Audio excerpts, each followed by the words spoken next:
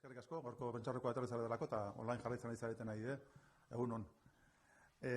Gaurko gure helburua da, ikuste duzuen bezala, Gipuzkoa Living Lab proiektuaren, edo gehiago esateko, hiru proiektuen aurkezpena egiteko, da gaurkoa. Eta nirekin daude, biztanda bere arduragun nagusia, Aintzane Oiarbide, Bide Azpiegiturako diputadua, eta gero baita ere gurekin dago CEIT BRTako garraio eta mugikortasun jasangarriko taldearen arduraduna, Alfonso Brazales. Eta hiruok hartuko dugu hitza, nire parte hartzea batipa sarrera moduan izango da, pixka kontestu bat emateko gaurko Living Lab proiektuen aurkezpenaren planteamendu honi,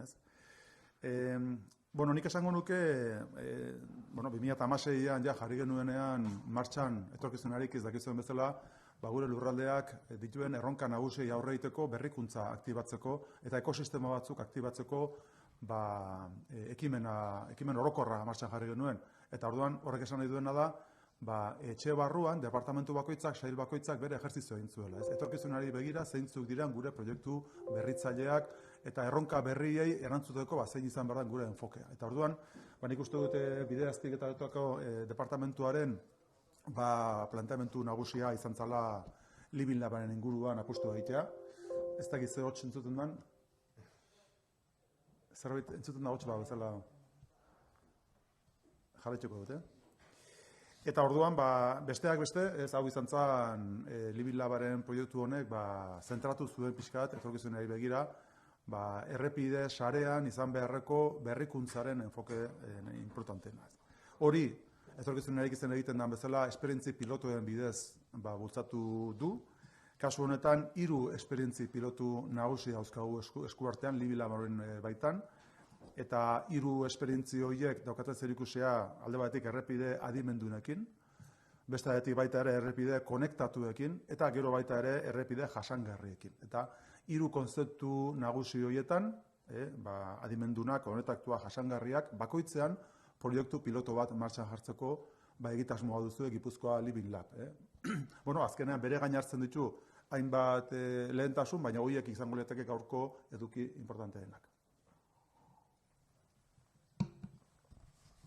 Guk uste dugu, Gipuzkoa dauzkala arlo horretan, etorkizuneko errepideetan, egin beharreko berrikuntzetan erreferentzia Europar bat izateko aukera handia dauzka Gipuzkoak.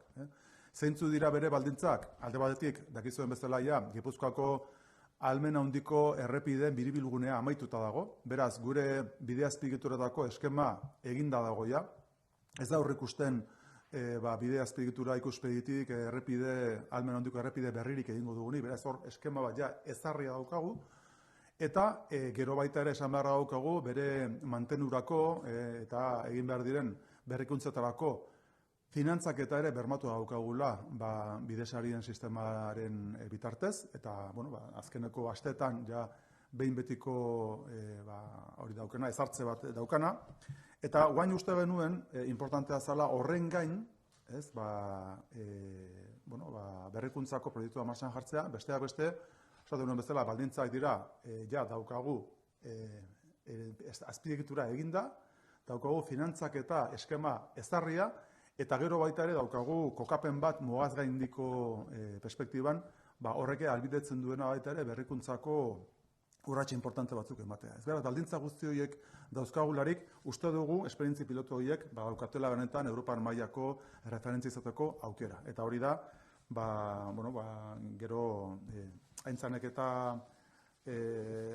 Alfonsok esango digutena, o aipatuko digutena.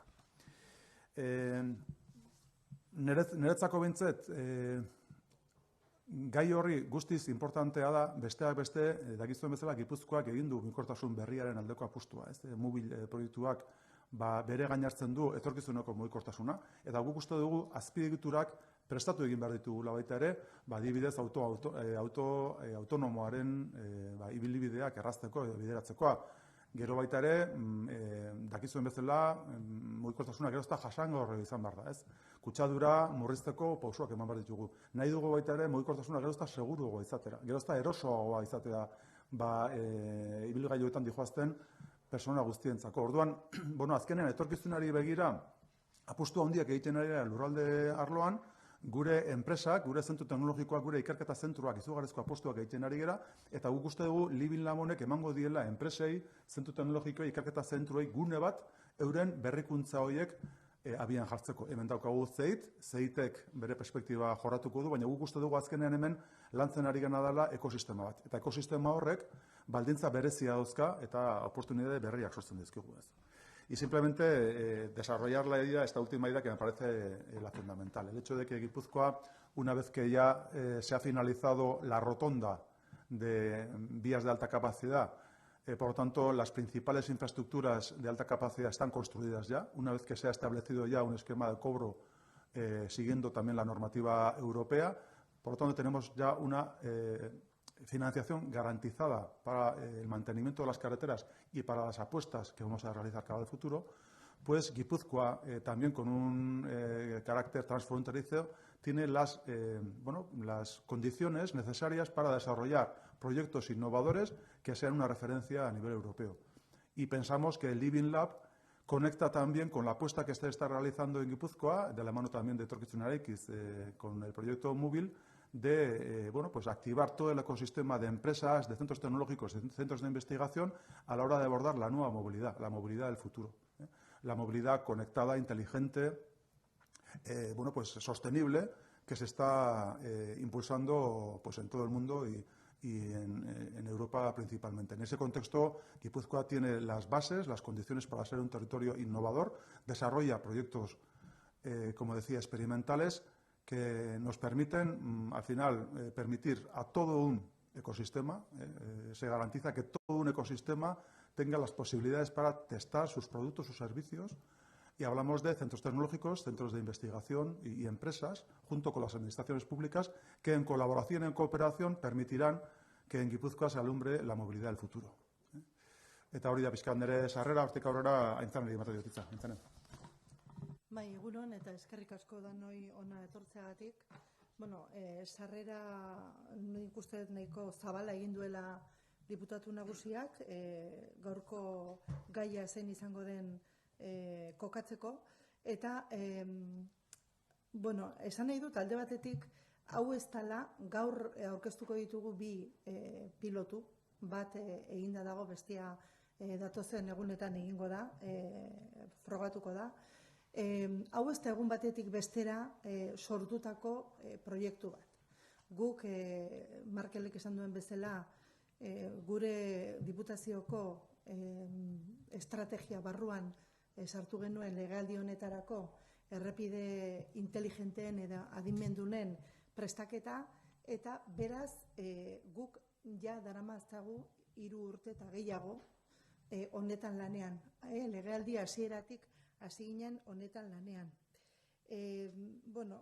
Nik uste dut alde batetik beak esan duen bezala, Markelek esan duen bezala, nahi dugu gure errepideak jasangarriagoak izatea, kutsadurari dagokionez, kutsaduraren kontrola eta kontzientziazioa baita ere zabaltzea proiektu piloto baten bitartez, eta proiektu horren emaitzak ondo aztertuta martxan jarriko genuke gure gaitasun handiko errepideetan, esan bezala kutsaduraren kontrola, kontzientziazioa eta baita ere honek eskainiko liguke tarifikazio justuago bat egitea eta barrez kutsaduraren kontrola eren bitartez.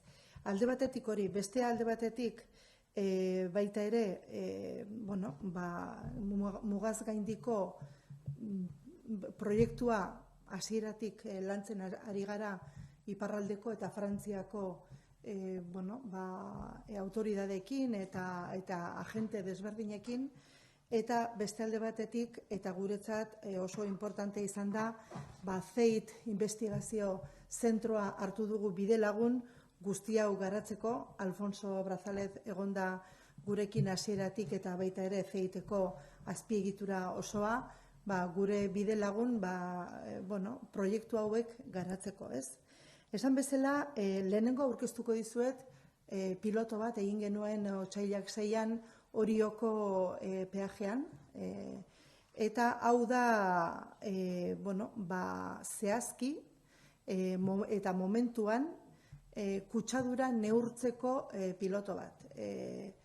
Hau da, kapazak gara esateko momentu honetan teknologia honekin, kotxe bakoitzak, kamioi bakoitzak, ibilgailu bakoitzak, ze emisio botatzen dituen, pasatzen den momentu hortan, bertan, horre dagoen teknologia horretatik pasatzen den momentu horretan bertan, zenbat kutsatzen duen, eta ze kutsadura ez bakarrik CO2 emisioak, baizik eta beste kutsatzen duten beste elementu asko ere identifikatzen ditu. Eta hau, esan bezala, piloto bada, orain erakutsiko dizuet, hor ikustu dituzue irudi batzuk, piloto hori egin genuen egunekoak, baina bideo edo irudi batzuk jarriko izkizuet ikusteko nola funtzionatzen duen, ez? Piloto bada, baina piloto honen emaitzak aztertzen ari gara, eta asmoa da gure gaitasun handiko errepide guztira zabaltzea. Eta jakitea, ibilgailu bakoitzak guk etxean zaborrak eta bar banatzen ditugun bezala edo sailkatzen ditugun bezala, jakitea ere norberaren ibilgailuak, norberak ze kutsatzen duen, ez? Eta hor, erabakiak hartu alizatea norberak ere. Alde batetik, edo kotxe jasangarriago bat erosteko, beste alde batetik mugikortasun jasangarriago batean ibiltzea, adibidez, garraio publikoa aukeratzeko, eta baina informazio guzti hori teknologia honek ematen digu, eta esan bezala tarifikazioa ere justuago izateko bidea ematen digu. Ikusiko dugu oraintxe bideo bat. Gipuzkoa, Living Lab, kutsagaien neurketa. Errepide adimendunek neurketak egin ditzakete.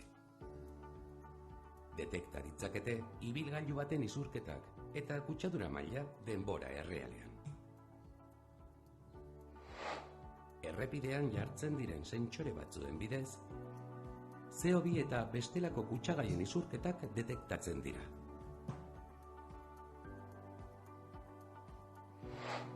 Une eta leku zehatz batean, ze ibilgailu igartzen den eta zenbat kutsatzen duen jakin dezakegu. Sistema honen bidez, kutsadura kontrola daiteke, Gipuzkoako emisio baxuko eremuak erregulatu, eta baita ere, ibilgailuetako matxurak antzeman daitezke. Gipuzkoa, etorkizuna orain. Gipuzkoa, Living Lab, medición de contaminantes. Las carreteras inteligentes pueden ser capaces de detectar cuánto contamina un vehículo y el nivel de polución en tiempo real. Una serie de sensores que se colocan en la carretera detectan las emisiones de CO2 y las sustancias contaminantes. Podemos saber en el lugar y momentos exactos qué vehículos pasan y cuánto contaminan. Con este sistema se puede controlar la contaminación, regular zonas de baja emisión de Gipuzkoa o incluso detectar averías en los vehículos. Gipuzkoa, etorkizuna orain.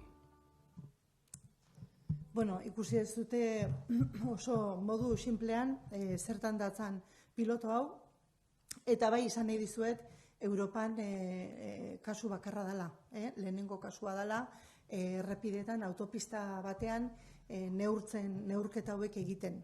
Gu gera lehenengoak Europa osoan. Eta, beste pilotora pasako naiz, esan dizuet baita ere mugaz gaindiko korridorearen inguruan lanean gabiltzala, eta horre despliegea egingo dugu, egiten hasi gara ja, ikusten duzue AP8an eta AP bat osoan, 25 baliza jarriko dira guztira, eta jadanik batzuk jarrita ditugu.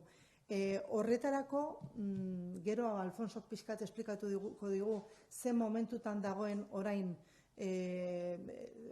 sistema teknologikoa, baina horretarako nik esango nuke Gipuzkoa prest dagoela mugaz gaindiko proiektu desberdinak egiteko eta Living Lab bat izateko. Hau da, Markelek esan duen bezala, bertako eta kanpoko enpresak, bai automobilen eraikuntzako enpresak, bai enpresa teknologikoak, bertako enpresa, Euskadin enpresa teknologiko asko daude, startupak, da hori danak erabili ahal izango dute gure Living Laba, proiektu hau, beraien esperimentuak eta beraien proiektuak garatzeko, ez? Horretarako pixka bat gero teknologikoki eta zuek ulertzeko ze posibilitate ditun, aukera asko bai ditu azpiegitura inteligente honek, horretarako esan bezala eginda dago eta gero Alfonsok pixka bat zehatzago esplikatuko dugu. Eta hirugarrenez daukagu esperientzi piloto bat egingo duguna datozen astetan, falta zaizkigu bakarrik seinale batzuk ipintzia, baina daukagun pilotoa da Living Lab edo errepide inteligente hauen nik esango nuke piloto proiektu oso erakargarria, beharrezkoa eta interesgarria. Hau da, ikusteko nola funtzionatzen duen inteligentziak errepideetan, egingo dugun proiektu hontan, sortu zaigun lehen beharretako bat izan da bide segurtasuna, noski, eta bide segurtasun horren barruan txirrindularien bide segurtasuna. Badakizute, askotan ez dela erreza gure errepideetan txirrindulariak, motozaleak eta oinezkoak konbibentzia hori ez dela oso erraza izaten, eta piloto bat egin dugu, piloto bat, proiektu bat prestatuta dago, eta datozen astetan martxan jarriko dugu txirrindulariekin. Eta non, oso leku komplikatu batean eta gaina istripularriak egon diren leku batean, hau da, gantxurizketan. Diputaziora etortzen dira agente desberdinak, leku desberdinetako eskaerak, eta txirrindularien elkartearekin ere egonda gaude, beraiek kezka azaldu ziguten gai honetan, badakizue zikloturistak eta txirrindulari profesionalak eta ez direla bidegorrietan ibiltzen, eta beraz guk sortu dugun piloto hau, Alfonsok orain esplikatuko diguna irudiak ikusi ondoren, da hain zuzen ere bide segurtasun hori bermatzeko eta batez ere txirrindularien segurtasuna bermatzeko. Eta besterik ez, Alfonsori emango diot hitza, beak esplikatuko du, la experiencia piloto que hemos realizado en Orio sobre la medición real y en el momento de las emisiones de CO2 y otros componentes es la primera que se hace, como he dicho antes, en Europa en una autopista. Sí que ha habido algunas experiencias en entradas de ciudades, pero en una autopista es el primer caso. Guipúzcoa vuelve a estar en la vanguardia de temas inteligentes, de carreteras inteligentes y además somos pioneros tanto con el sistema Free Flow como también, por ejemplo, con este otro piloto que hemos realizado en Orio. Por otra parte, el piloto que vamos a realizar en breve en Gantxurizketa es para mejorar la seguridad vial de los ciclistas en carretera y para ello nuestro sistema inteligente enviará información puntual y real en cada momento a los conductores. La red de carreteras de Guipúzcoa ya está preparada para abanderar el proyecto transfronterizo con Francia para que nuestra red sea un laboratorio real para la movilidad conectada, autónoma y medioambientalmente más justa. A día de hoy, Guipúzcoa está situada a la vanguardia, diríamos, de todas estas tecnologías. Eta besterik gabe, Alfonso Brazalez zeiteko, esan dudan bezala, guk aukeratu genuen zeit bidelagun, beraien lan egiteko moduagatik, beraien prestigioagatik, eta ikur bat direlako investigazio mailan, eta Alfonso esan bezala, Markelek esan bezala, da zeiteko mugikortasun eta garraio jasangarrien zuzendaria zeiten, eta berari emango diot hitza beraz. Eskerrik asko, Aintzane, nik azalduko dut orain zertan datza hau, Living Lab, eta proiektu edo piloto berezi hau martxan jartzen ari garena, ezta?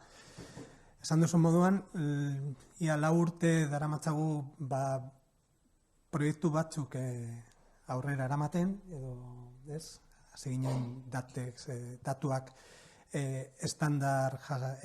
Europako estandar batean ipintzen, datu guztiak, Living Laben estudioa egiten, eta Silvia Perezekin batera, egon gara 4 urte hauetan, Silvia Perez da zuzendari, ezta? Errepideetako zuzendari nagusia, nik ere, barkatu Alfonso, bere izena ipatu nahi nun, bere ibili bai da, proiektu honekin buru belarri Alfonsorekin batera, eta Silviari hemendik bere nire eskerrak eman nahi dizkiot baita ere.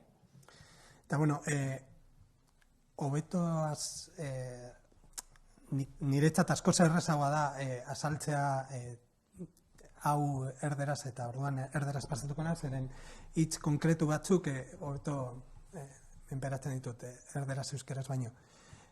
Bai, orduan, como os decía, ¿no?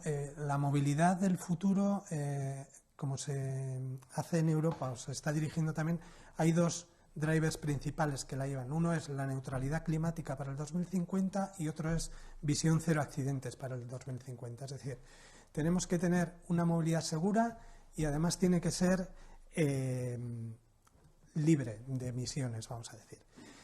¿Eso a dónde nos lleva? ¿O qué ha decidido Europa como drivers o tendencias actuales? Por un lado, la movilidad cooperativa conectada y autónoma, y por otro lado, conseguir que no haya accidentes, y uno de los mayores accidentes o los principales accidentes que suele haber, como decía antes Aintzane también, son con usuarios vulnerables, que son ciclistas, peatones y motociclistas.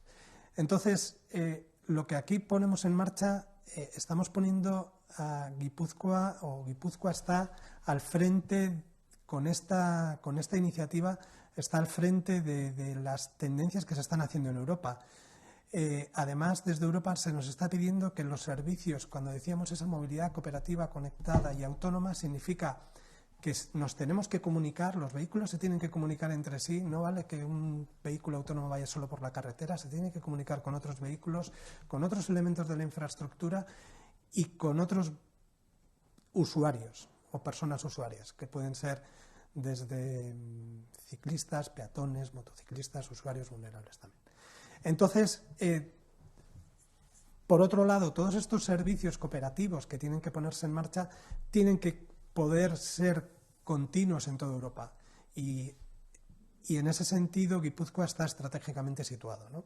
Es decir, ese plan de transfronterizo que queremos que los servicios que están funcionando en Guipúzcoa y en Francia sigan funcionando al otro lado de la frontera, pues es algo en lo que estamos trabajando.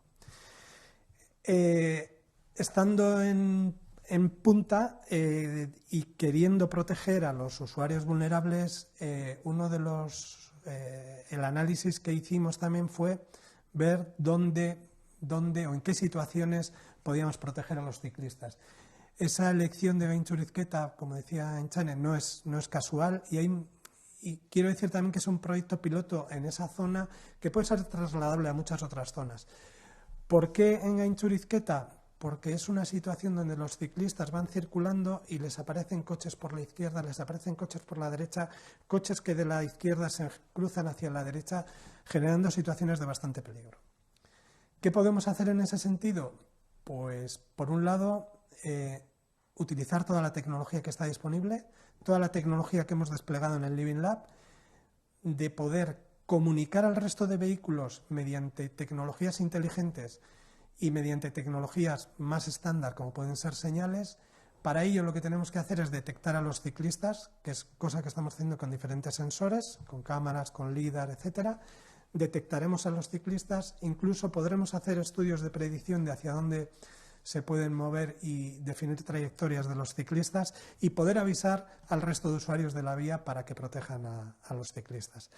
Es un proyecto, es un piloto muy ambicioso, es un piloto tecnológicamente avanzado que con la infraestructura que tenemos montada actualmente de comunicación dentro del Living Lab se puede llevar a cabo y que además es exportable a muchos otros puntos de Guipúzcoa y fuera del territorio también. Vamos a ver las imágenes del tipo. Perfecto. Gipuzkoa Living Lab, ziklistak. Errepide adimendun bat gai da gidariei txirrindularien presentzia jakinarazteko. Adibidez, bihurgune estuetan edo ikuspen gutxiko bide tarteetan, balizak, ikusmen artifizialeko kamerak eta asentxoreak kokatzen dira. Hauek txirrindulariak daudela informatzen dute. Gailuek haien kokapenaren eta errepidearen egoeraren berri ematen dute. Informazioa datu hodeira heltzen da eta balizei itzultzen dizkie datuak. Balizak puntu horretatik igarotzen diren ibilgailuekin komunikatzen dira. Eta baita ere, errepidean dagoen seinalearekin.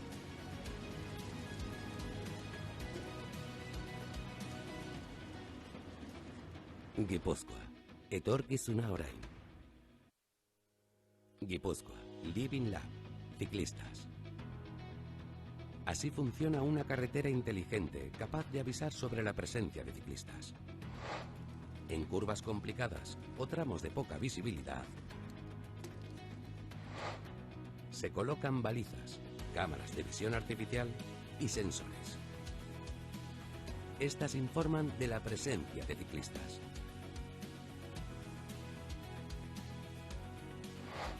Los dispositivos informan sobre su situación y las condiciones de la carretera.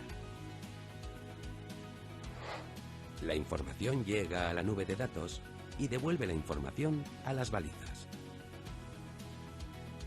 Las balizas se comunican con los sistemas de los vehículos que van a pasar por ese punto.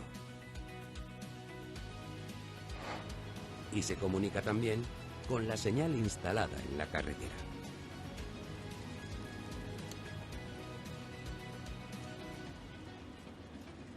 Gipuzkoa, etorkizuna orain.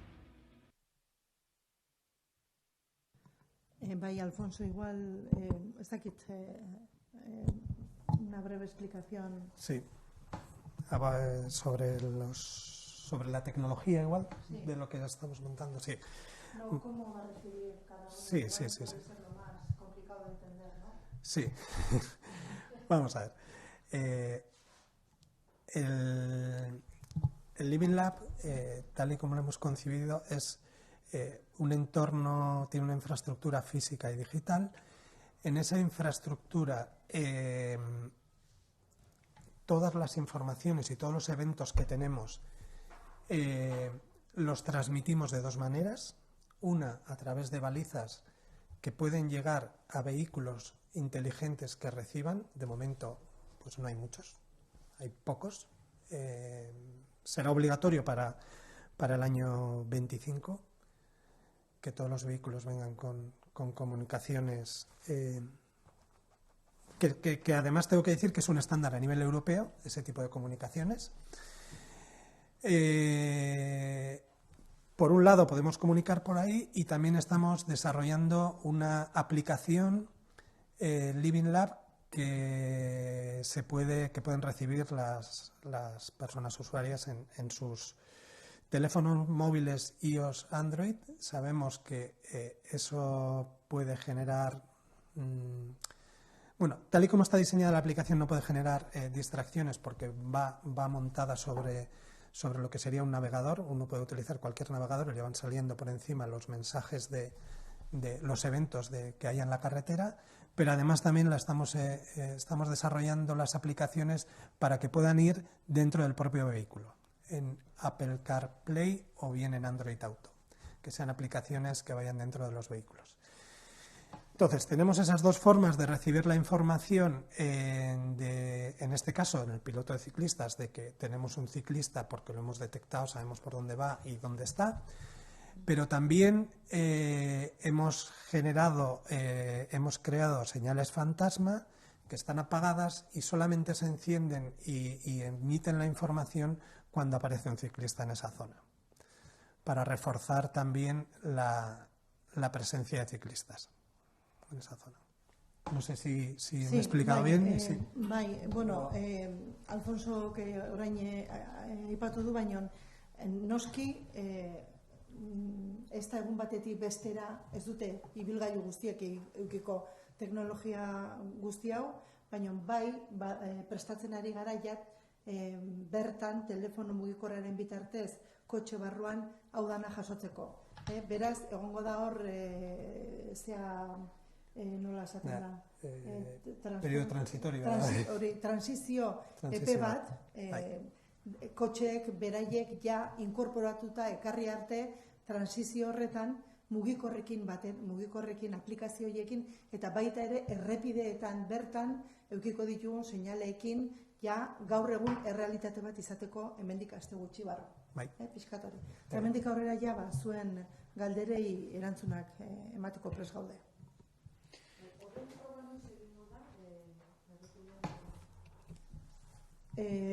Egingo da datozen astetan. Gaude pixkat seinalen seinale batzuen probedoren zai gaude.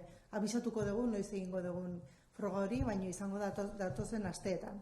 Esango dugu zehazki noiz.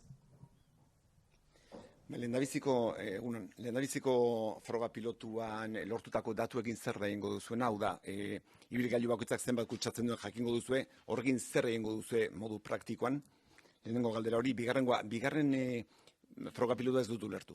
25 baliza 8an, zertarako?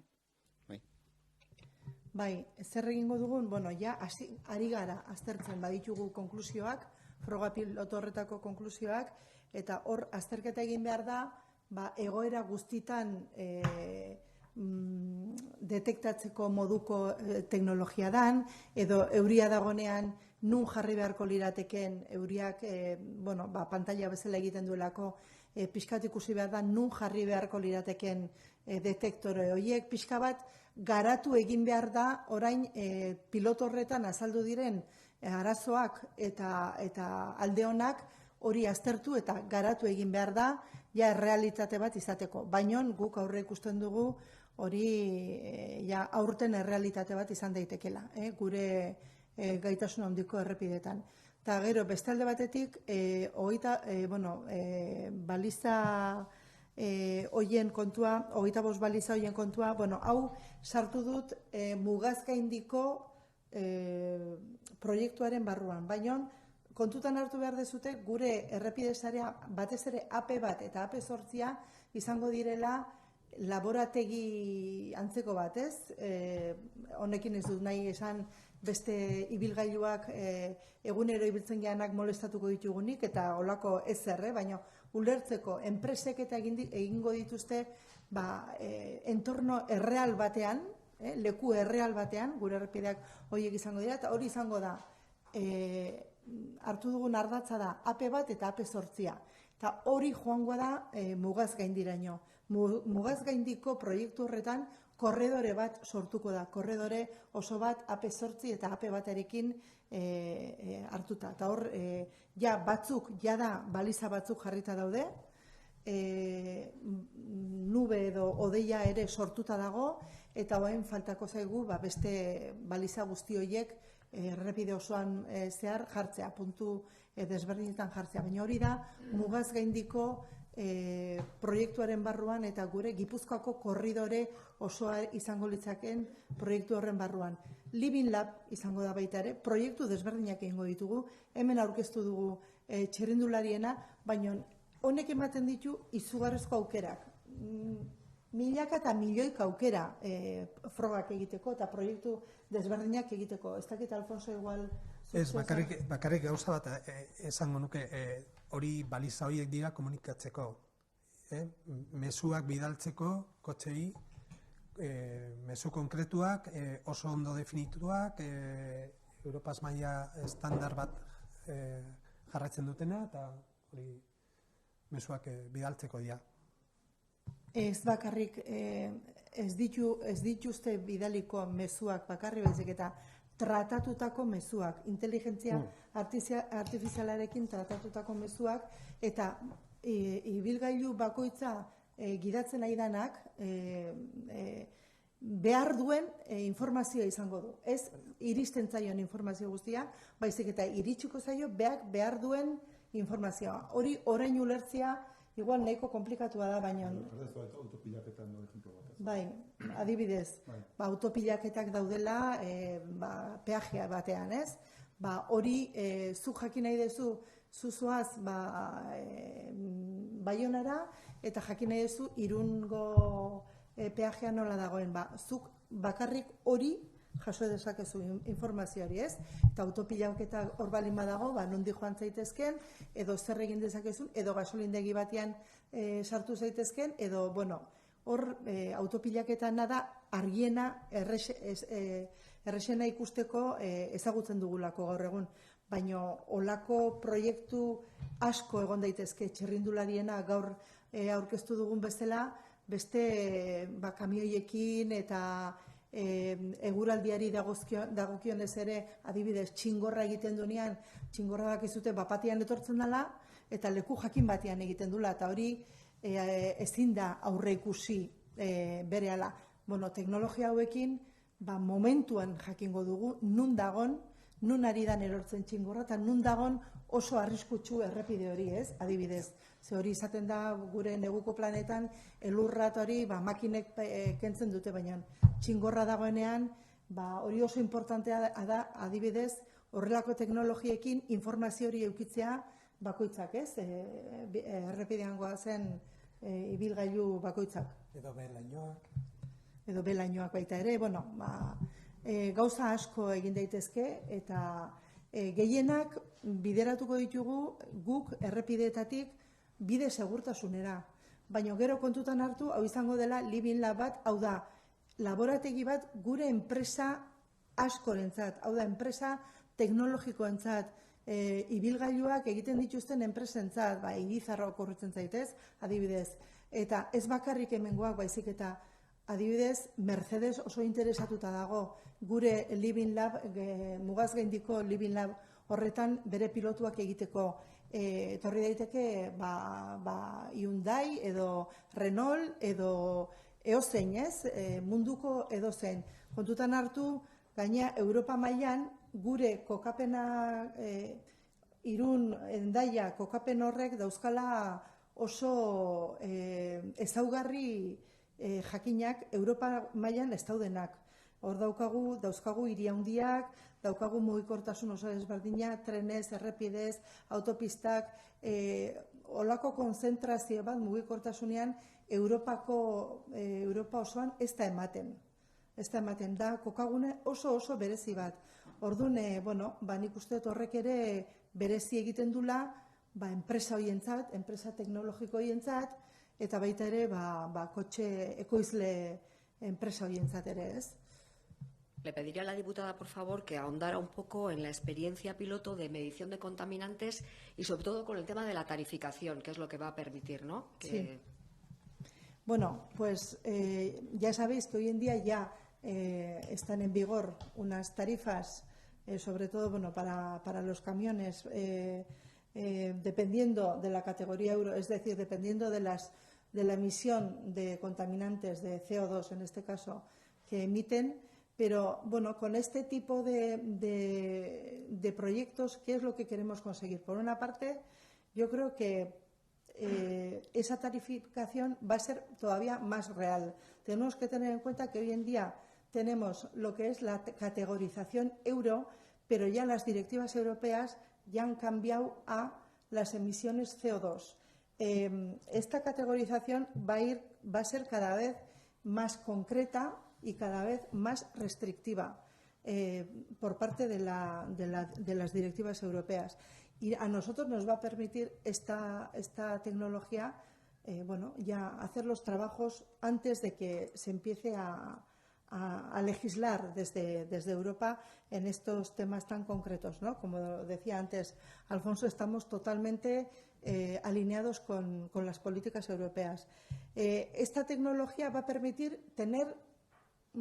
a permitir tener un mapa exacto de los contaminantes en las carreteras, en nuestras carreteras. Un mapa exacto. Y también nos va a permitir concienciar a la gente. Al saber pues el tipo de contaminación, cuánta contaminación, dónde contaminamos más, en qué entornos. Al tener toda esa información también nos permite hacer campañas de sensibilización, de concienciación. Yo creo que, bueno, he puesto antes un ejemplo, ¿no? Así como en casa estamos acostumbrados ya a separar lo que son las basuras, ya tenemos esa conciencia de lo que es todo ese tema. Pues de la misma manera, si tenemos la información por medio de estas tecnologías de dónde, cómo, quién contamina más, tu coche, qué es lo que contamina, pues podemos tomar decisiones como qué tipo de coche comprar o qué tipo de transporte utilizar, o tomar la decisión de, bueno, yo estoy contaminando demasiado con este coche y voy a optar por la movilidad sostenible, por ejemplo, con el transporte público. Bueno, cada uno va a poder tomar sus propias decisiones como las toma hoy en día en casa con el tema, por ejemplo, yo creo que lo entendemos todos con el tema de las basuras, ¿no?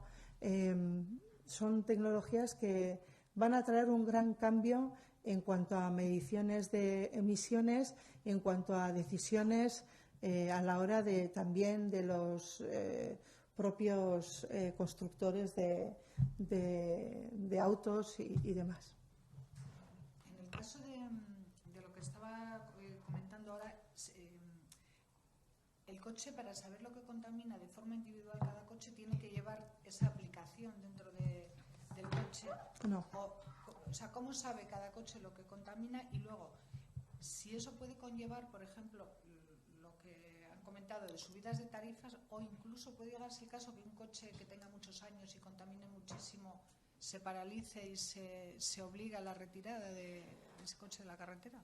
Bueno, mucho decir. Yo creo que ya es mucho decir todo eso, ¿eh? A ver, estamos hablando en positivo, ¿eh? Para empezar, las decisiones se van a tomar en positivo, no para castigar ni para nada de eso, sino que es una toma de concienciación, de tener datos también a nivel de gestión de carreteras y de gestión de lo que es la sostenibilidad. Pero hoy en día, bueno, el piloto lo hemos hecho, pero los coches no tienen por qué tener nada. Nosotros lo que hacemos es medir, sabemos las matrículas, las matrículas básicamente que pasan y tenemos esa información. Ahora tenemos que decidir qué hacemos con esa información, ¿eh? Ahora es cuando tenemos que decidir para qué utilizamos, por supuesto, dentro de los parámetros de la protección de datos y todo eso, sin ninguna duda, como lo estamos haciendo hoy en día con los peajes en Bidegui. Pero llegará un momento en que habrá unas aplicaciones en las que, bueno, los propios coches van a tener esa información también, como antes Alfonso ha explicado con el Living Lab de los ciclistas, pues va a haber, todo eso se trata con, los datos se van a tratar con inteligencia artificial y todo eso nos llegará. Ahora hemos hecho la experiencia piloto para ver si el sistema mide bien las emisiones, qué es lo que mide, si es válido para todos los entornos, si es válido para todas las condiciones meteorológicas.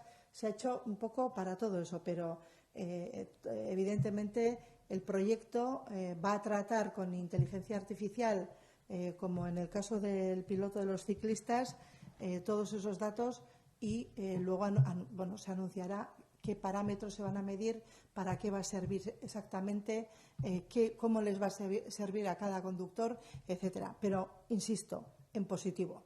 Otra cosa, sobre las balizas del AP8 y del AP1, eso, ¿qué viene a ser? Algo así como Lo que se anuncia ahora en las pantallas, cada X kilómetros, si hay nieve, hay hielo o hay un accidente, es tenerlo en el momento real en tu coche. Es algo así como llevarlo de las pantallas a tu pantalla individual del coche. Sí, pero con más precisión. Es decir, una de las funciones que tiene es la de informar, ¿no? Entonces es como si tuvieras un panel de mensaje variable, pero que no lo tienes a 15 kilómetros de donde está el accidente, que te dice accidente a 15 kilómetros, que para cuando has llegado se te ha olvidado que había un accidente, sino que lo tienes en tiempo real y te va diciendo realmente cuando te vas a acercar a la zona donde tienes el accidente, el atasco o la incidencia que sea, te va a avisar en tiempo real y cerca. Esa es una de las funciones, como decía Silvia, la de poder enviar esa información a los vehículos, ¿no? Esa funcionalidad de enviar esa información a los vehículos la podemos ver así, la parte esa de tener un panel de mensaje variable continuo a lo largo del tiempo, que no está discreto en una posición concreta en la carretera.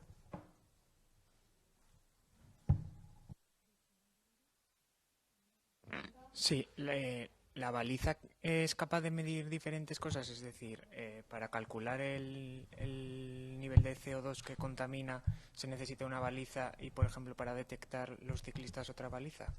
Vamos a ver, ahí estamos hablando de pilotos distintos, ¿no? Entonces, para la medición de emisiones no se utilizan esas balizas se utilizan otro tipo de sensores basados en mediciones. Pues al final tienes que medir las emisiones y tienes que poner los sistemas de medida a la altura, digamos, de donde están los tubos de escape, ¿vale? Las balizas estas de comunicación están arriba.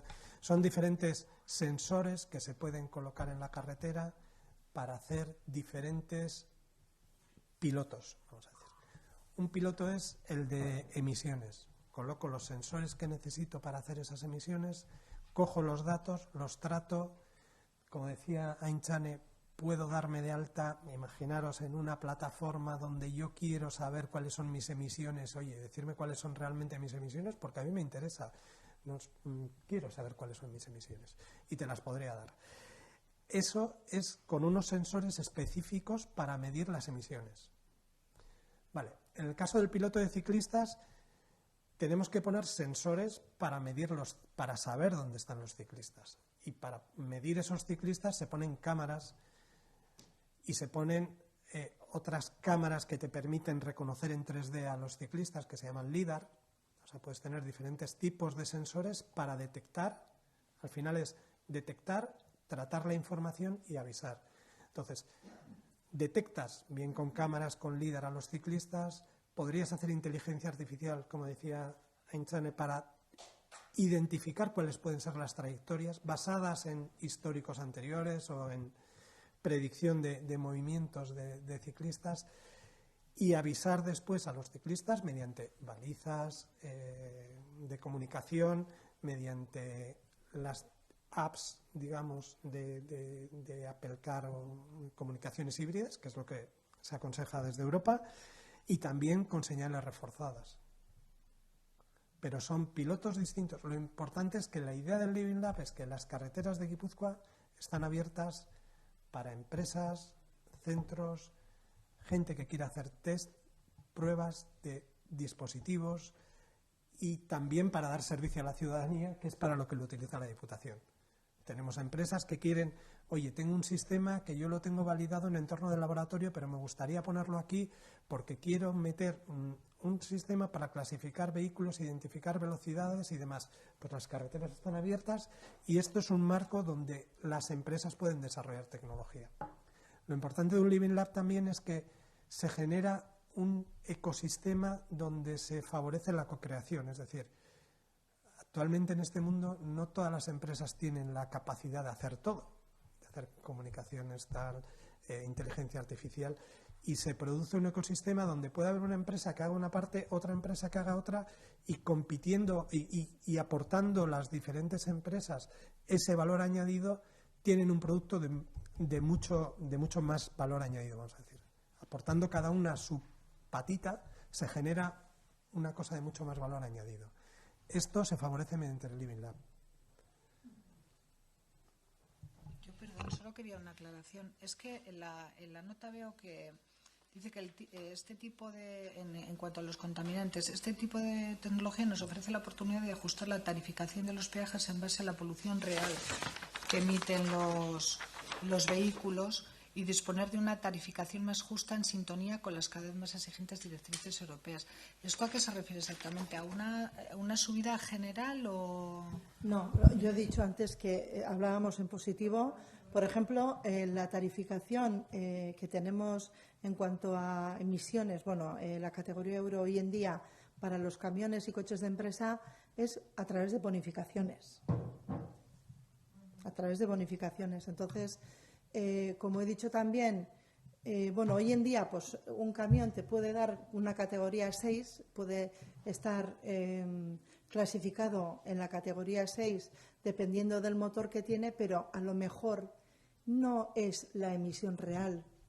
Las emisiones reales, como he dicho antes, ya en la última actualización de la Directiva Europea ya no se van a guiar por categorías, sino por emisiones CO2 reales. Y en ese sentido podremos clasificar mejor a la hora de bonificar en las tarifas, podremos clasificar de manera más justa, hacer la clasificación de manera más justa y más real. Sí, exacto.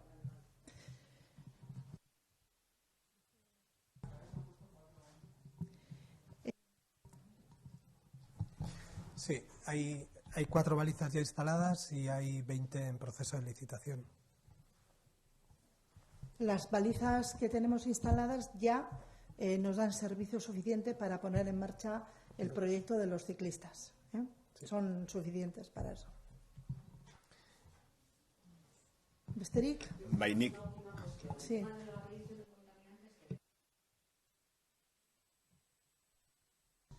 Bueno, muy pronto. He dicho a lo largo de este año que podría estar instalado. Tenéis que tener en cuenta que todavía hay que procesar el proyecto piloto.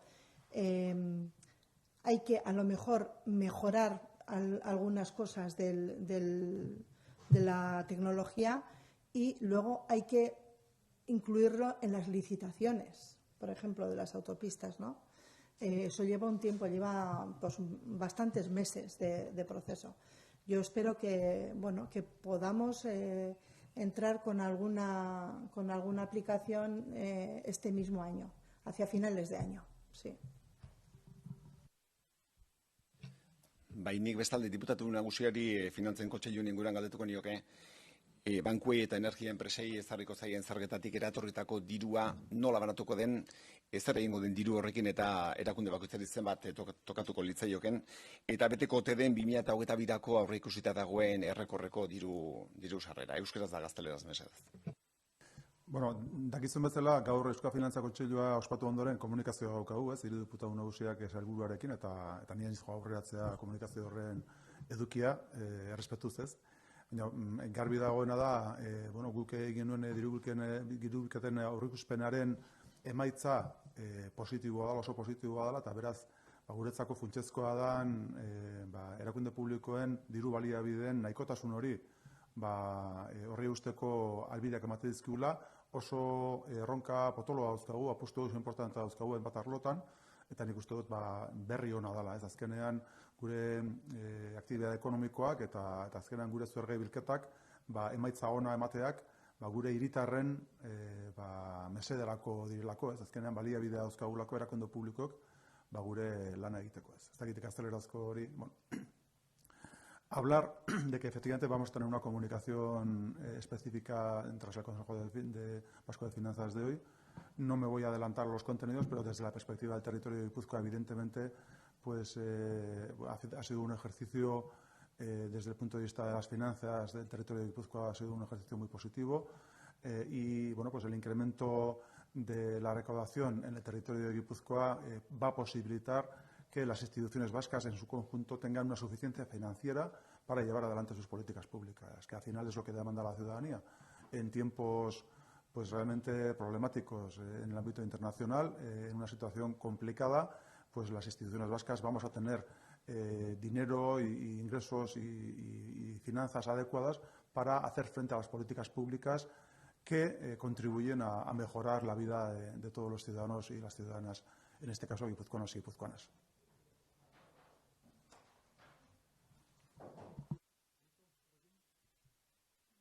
Mila esker etortzeagatik. Eskerrik asko denoi.